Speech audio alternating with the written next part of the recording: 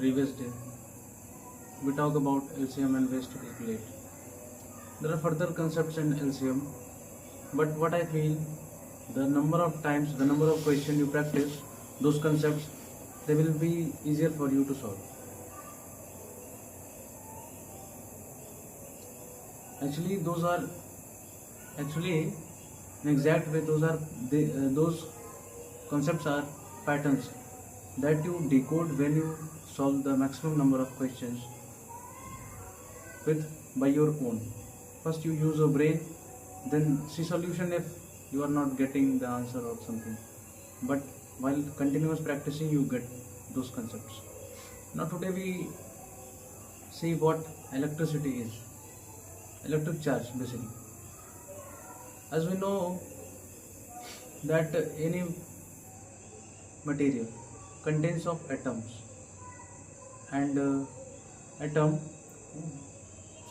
and atom are constituent of electron, proton and neutron, in which electron revolve around the nucleus, and nucleus is the combination of proton and neutrons. Protons are positive charge elements and neutrons are neutral charge, means no charge. Proton is constituted around the nucleus and electrons are negative charge elements that revolve around the atom or around the nucleus in a particular orbit. In general way, in any element, these electrons show random movement, but when we force them by any external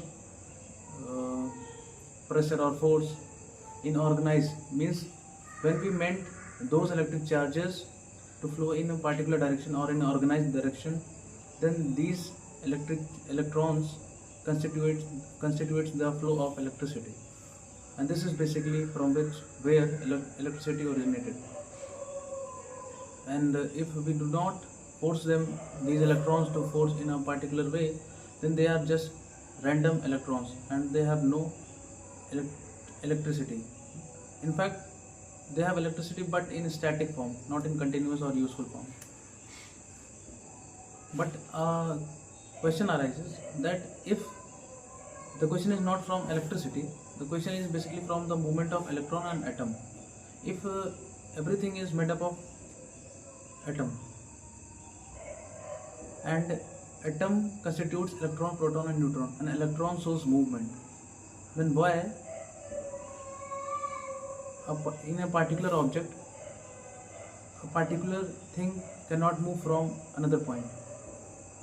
Let us do this simple. Suppose you had a whiteboard. There is an alphabet written T, called T, and it was like thin T. Then the particle at the bottom of the T, why it not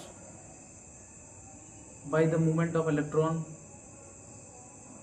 came out and gets a point to another place? I hope you get it. I don't know what is exact answer right now, but I will find out. And let's back to our point that what electricity is. If we define electricity in a definition, then it would be amount of electric charges flows from per unit area, in a particular time, in a particular area, the amount of current flows is called electricity basically. I hope I am right. Yeah, I am.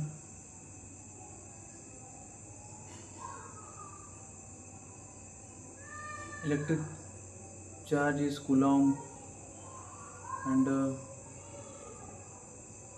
electric charge upon time is electricity. In fact, current, not electricity, current, ampere. SI unit is ampere. I think this is for today. Okay, we need to just focus more on what is current. Current means amount of electric charges flows from any particular area in per unit time in 1 second is 1 ampere. This is basic definition. By using this, you can solve or evolve or understand further concepts. Hope I will come tomorrow with something new or new concepts with deep analysis. I am trying.